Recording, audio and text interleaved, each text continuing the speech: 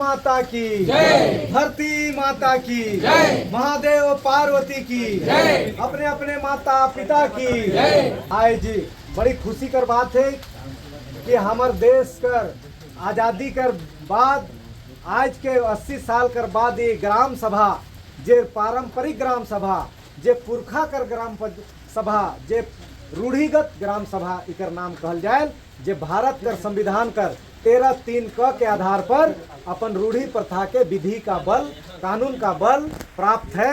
यह हमार पुरखा मन हमार संविधान निर्माता मन डॉक्टर भीमराव अम्बेडकर से लेकर के इस देश के आज़ाद करे वाला जतरा टाना भगत हलधर गिरधर सिद्धू कानू हमार भगवान बिरसा मुंडा लागुड़ किसान बिगुड़ बनिया खिखीर उरांव और दिलीप सिंह जुदेव तक हमार लेकिन हमार धर्म संस्कृति की रक्षा लगिन अपन आन बान शान और अपन प्राण करने उछावर कर दिले। ऐसे समस्त वीरों के लिए सत सत नमन करते हुए जोरदार हमारे महादेव के लिए एक बार जोरदार ताली बजाकर हार्दिक अभिनंदन। बहुत कष्ट और दुख कर बात है भाई मैंने हमें मन नहीं जाना थी आज तक कि हमारे साथ कितना अन्याय अत्याचार शोषण होते। ये भारत भूमि सिर्फ भारत भूमि ना लगे, ये जीता जागता राष्ट्र पुरुष के ये नंदन की भूमि है, अभिनंदन की भूमि है, ये अर्पण की भूमि है, ये तर्पण की भूमि है। ये यहाँ का नदी नदी गंगा है, यहाँ का कंकड़ कंकड़ शंकर है। जब हम जिएंगे तो इस भारत भूमि के लिए और मरेंगे तो इस भारत भूमि के लिए, और मरने के बाद भी हमारा चिता जो गंगा में बहता हुआ जाएगा और उस पानी को भी आप अगर कान लगा करके सुनोगे तो वहां से भी आवाज आएगा कि भारत माता की जय।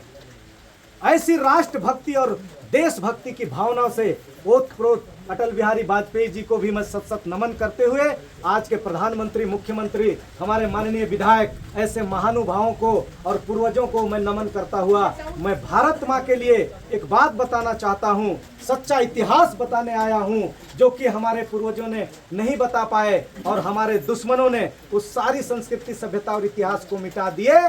तो मैं आपको बताना चाह रहा हूँ कि भारत अखंड था। जब खंड खंड जुदा जुदा नहीं हुआ था तो अखंड था। 15 देश हमसे अलग अलग हो गए, उसमें से पाकिस्तान 14 अगस्त 1947 को हुआ है। इसको तो सब लोग जान रहे हो कि नहीं जान रहे हो?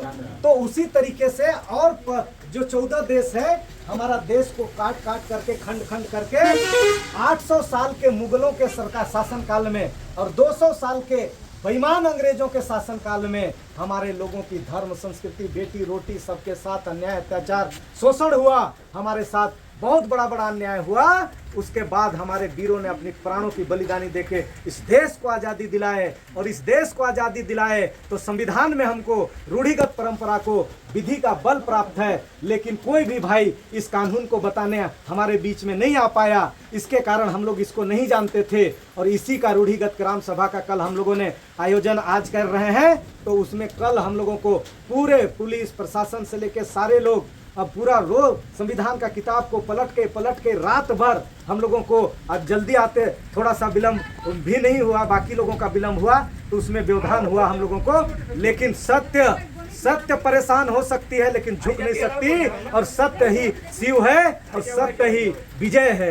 तो आज सत्य का विजय हो रहा है और हम लोग लगभग अब समापन की ओर चल रहे हैं और आप लोगों की जोश और जुनून और जज्बा को आप लोगों ने नदी पहाड़ और गांव गंजार को निकल करके हमारे महादेव की इस ग्वालिन सरना में हम लोगों का इंतजार कर रहे हैं। मैं आप लोग जैसे वीरों को मैं नमन करने आया हूं, प्रणाम करने आया हूं। आप लोगों को ढेर सारी शुभकामनाएं और बधाई देना चाहता हूं। जोरदार आप अपने आप के लिए ताली बजाइए। तो साथियों हम लोगों के बीच में खड़कोना में 1905-6 में फादर लिंकन नाम का एक अंग्रेज आया और गलत संस्कृति सभ्यता पढ़ाकर हमारे सनातनी हमारे देशभक्त हमारे भाई बहनों को ही ले जा करके ईसाई धर्म का बपतिस्मा दिलवाए। लेकिन कागज में लिखा पढ़ी कुछ नहीं है, ये सारा चीज फर्जी बनाए हैं उन लोगों को और किसी प्रकार का कलेक्ट्रेट के कागज में कितना धर्म के लोग हैं ये कोई जानकारी नहीं है। ये फर्जी लाभ लेने वाले दो मुहा सांप की तरह काम कर रहे हैं। एक तरफ से तो फर्जी जाति बना करके आदिवासी का रोटी को भी खा ले रहे हैं और दूसरा तरफ अल्पसंख्यक कह के ईसाई और ख्रिस्तान धर्म कह करके वो अल्पसंख्यक का भी रोटी खा रहे हैं। तो ये भारत का संविधान कहता है 1 मैन 1 वोट 1 वैल्यू, एक व्यक्ति को एक ही अधिकार मिले, लेकिन ये दोनों अधिकार पा करके वो बंडा जी से मोटा रहे हैं और हम लोग मच्छर जी से इधर खा करके रमन भोग को खा करके घूम रहे हैं। तो ये अन्याय हो रहा है कि नहीं हो रहा है? ये अन्याय दूर होना चाहिए कि नहीं होना चाहिए? और उनको एक रोटी मिले, हम उनका भी रोटी नहीं छीन रहे, लेकिन 2 रोटी किसी को भी ना मिले, इस बात की ये लड़ाई है, इस बात का ये प्रस्ताव है और इस बात का ये हस्ताक्षर अभियान चल रहा है। तो बंधनु जी हो गया, इधर का हस्ताक्षर हो गया। बहुत बहुत धन्यवाद बंधनु जी के लिए। एक दिन में ही, एक दिन पहले एक सांझ में गए और इन्होंने इतना बड़ा काम को करके और आप लोगों को जुटा करके लेके आए। बाकी सभी भाई जुटे हुए हैं, आना चाह रहे थे, लेकिन हमारा इंद्र देवता हम लोगों को बोल रहा है कि आपका काम सफल हो गया। आप ग्वालिन सरना के बाद खोंगा खौरा होते हुए आप सबको जगाते हुए आप लोग विदा हो सकते हैं, यही शायद आशीर्वाद दे रहे हैं। तो हम लोग को उनका भी सम्मान करना है, लेकिन अन्याय के खिलाफ हम लोग को कभी नहीं डरना है, अन्याय के खिलाफ हम लोग को कभी नहीं झुकना है। आजमाइश कड़ी इम्तिहान मुश्किल है, लेकिन हौसला बुलंद रखना, सत्य सनातन धर्म जागेगा और भारत भूमि को धार्मिक गुलामी से आजादी दिलाएगा। यही अपने दिलो दिमाग में ख्याल बसाए रखो। और जो डर गया, मंतरे भुला गए, कैसे हो? जो डर गया, जो डर गया, और हमारे वीरों ने इस बात को कह करके गए हैं, लाए हैं तूफान से कश्ती निकाल के, रखना मेरे दोस्तों हिंदुस्तान को संभाल के। तो साथियों, यही सत्य वचन के साथ आज मैं कम शब्दों में अपनी वाणी को यहीं पर विराम दे रहा हूं। हमारे माननीय विधायक महोदय तेज तर्रार शेरनी विधायक, जो धर्म संस्कृति के लिए ये एक कदम आगे बढ़ करके और झरिया झरी को देखते हुए भी गलत सही सब को मार पीट के ठीक करते हुए वो चलती हैं, तो ऐसे तूफानी महिला को भी हम लोग अवसर देंगे। और बहुत खुशी की बात है कि जो ढिंगनी की धरती से जो बात सच्चाई बात बोली थी, उसको अब न्यायालय कोर्ट भी ठप्पा मार दी कि कोई अपराध नहीं बनता है, और जीत करके आप लोगों के बीच में आई है, बहुत बड़े संकट से लड़ करके आई है। तो एक बार जोरदार इनका हार्दिक अभिनंदन। धन्यवाद। अपने धर्म, संस्कृति, रीति रिवाज और पूजा पाठ को बचाने के लिए, संरक्षित करने के लिए यहाँ सब हम सभा किए हैं। और इस सभा में उपस्थित हम लोग के बाबा का देश के आज़ादी से पहले भारत में मुगल आए, अंग्रेज आए। देश के आज़ादी के पहले ही आप लोग देख सकते हैं, जान सकते हैं, खड़कुना में 1905-6 में 65 हमारे उरांव परिवार, जनजाति परिवार को हिंदू से बपतिस्मा देके ईसाई बनाया। अब वो 65 परिवार धीरे धीरे हमारे सनातनियों को आज समाप्त कर दिए।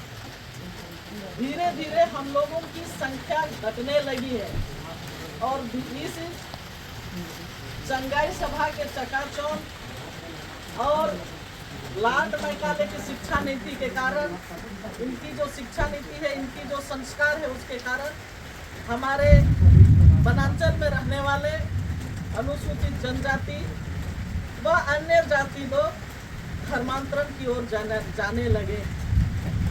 आज हम सबको अपनी रीति रिवाज, परंपरा, संस्कार, संस्कृति और पूजा पद्धति को भी बचा के रखना बहुत जरूरी है। भाइयों और बहनों, हम जनजातियों को आरक्षण मिली है तो अपनी रूढ़िगत परंपरा के कारण हम लोग अपना पुरखा का रीति नीति को मानते आए हैं, इसलिए हम लोग को क्या मिला है? आरक्षण मिला है, चाहे हम लोग का जाति प्रमाण पत्र बनता है। ठीक है ना? समझ रहे ना? क्या क्या होता है गांव में? पूजा, सरना पूजा होता है गांव में? होता है ना? भाग काटते हैं गांव में, सीधे सीधे कदलेता हो जाता है। लोगों को बचाना है, इसलिए बीच बीच में परंपरागत ग्राम सभा लगाना भी चाहिए। लगाना चाहिए कि नहीं? लगाना चाहिए। और गांव में बाहर से कौन व्यक्ति आ रहा है, कौन धर्मांतरण का बात कर रहा है, कौन धर्म बदलने के लिए प्रोत्साहित कर रहा है, ऐसे लोगों को भी गांव में चिन्हांकित करना है कि नहीं करना है? कि चिन्हांकित करके उनको जगह देंगे। आजकल मैं देख रहे हैं यूट्यूब में, फेसबुक में ऐसा बहुत सारा जो बात आ रहा है, उसको मैं बता रही हूँ आप लोगों को। कोई लोग कह रहा है कि आदिवासी हिंदू नहीं है, कह रहा है ना, यूट्यूब में फेसबुक में कह रहे हैं ना आदिवासी हिंदू नहीं है। तो जो महादेव पार्वती को शुरू से पूजा कर रहा है वो हिंदू कैसे नहीं हो सकता? जब यहाँ हमारे ईसाई भाई लोग भी जरूर धर्म बदल दिए हैं, लेकिन उनका जो पुरखा है, उनका जो पीढ़ी है, उनका मिसल निकाल लीजिए, उनका P6 निकाल लीजिए, अधिकार अभिलेख निकाल लीजिए, तो उनका भी पुरखों का नाम जो है ना कागज में, जमीन का में, उनका में भी उनके बाप पुरखों का नाम, कहीं बुद्धू राम, कहीं सोमरा राम, कहीं महेश्वर राम, किसी का रामचंद्र राम, ऐसा लिखा है कि नहीं लिखा है? लिखा है ना।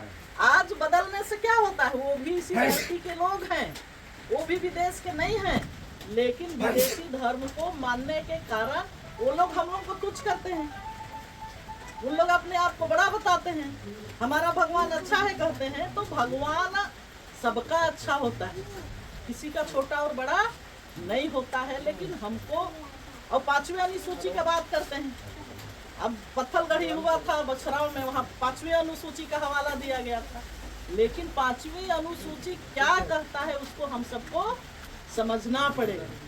5वीं अनुसूची कहता है कि जो अनुसूचित क्षेत्र है वहाँ बाहरी व्यक्तियों का प्रवेश निषेध रहता है, ये 5वीं अनुसूची कहता है। और वो खुद जो धर्मांतरित हुए वो 5वीं अनुसूची को मान के हम ही लोगों को बाहरी व्यक्ति साबित कर देते हैं, लेकिन ऐसा नहीं है। 5वीं अनुसूची और बाहरी व्यक्ति का प्रवेश निषेध का मतलब ये होता है कि मान लीजिए ये गांव अनुसूचित क्षेत्र है, इसमें जनजाति लोग रहते हैं, और बाहर से आकर उस गांव में जाकर उस गांव की धर्म, संस्कृति, रीति रिवाज, भाषा, बोली, पूजा पद्धति को प्रभावित करता हो, ऐसा व्यक्ति के लिए वो प्रवेश निषेध रहता है।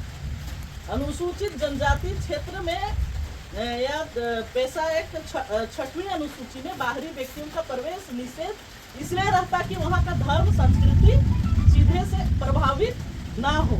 लेकिन यहाँ के लोग तो कोई प्रभावित नहीं कर रहे हैं। किया है का कोई किया यहाँ के लोगों को प्रभावित? वो बाहर से आकर कोई फादर सिस्टर लोग हमारा धर्म संस्कृति को प्रभावित कर रहे हैं कि नहीं कर रहे हैं? बताइए आप लोग, इधर बताइए, हाथ उठा के बताइए, कर रहे हैं कि नहीं कर रहे हैं? कर रहे हैं ना। तो धर्म हमारा प्रभावित हुआ, पूजा पद्धति को छोड़वा दिए तो हमारा पूजा पद्धति प्रभावित हुआ। गीत संगीत जो होता है जितिया का, करम का, टूटा का, सरूल का, उसको छोड़ के दूसरा गा रहे हैं, तो गीत संगीत भी प्रभावित ही होता है। इसलिए 5वीं अनुसूची हम सबकी रक्षा और सुरक्षा के लिए है, ताकि हमारा धर्म संस्कृति प्रभावित ना हो।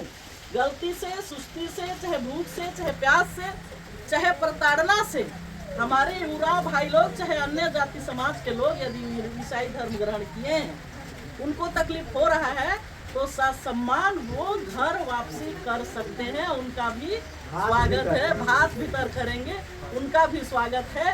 इतना ही कहकर पुनः मैं ये कहूँगी, अपना अपना गांव को सशक्त रखना है, संभाल के रखना है, लोगों को चिन्हांकित करके रखना है कि हमारे गांव में कौन आया, हमारा धर्म संस्कृति को कौन प्रभावित कर रहा है, कौन संगाई सभा लगा रहा है, ये हम सबको ध्यान रखना है।